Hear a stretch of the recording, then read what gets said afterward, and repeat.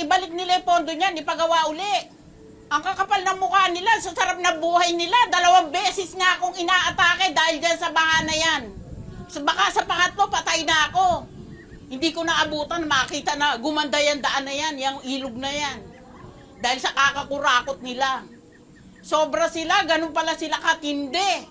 Ganun sila kagrabe na mangurakot.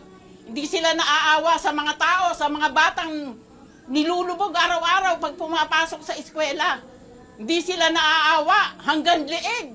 Naglalakad sa karsada dito para lang makapasok. Tapos sila nagpapasarap. Binubulsa ang kaba ng bayan. Wala silang awa sa mga estudyante. Ako sobrang galit ko talaga. Sobrang hirap na inaabot ng mga pamangking ko.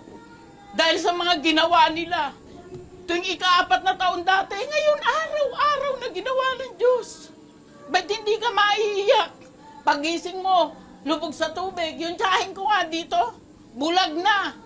Araw-araw nakababad sa tubig. Dati hindi siya inaabot. Ngayon, higaan na lang niya. Ang nakalitaw, tinaas pa na ganyang kataas.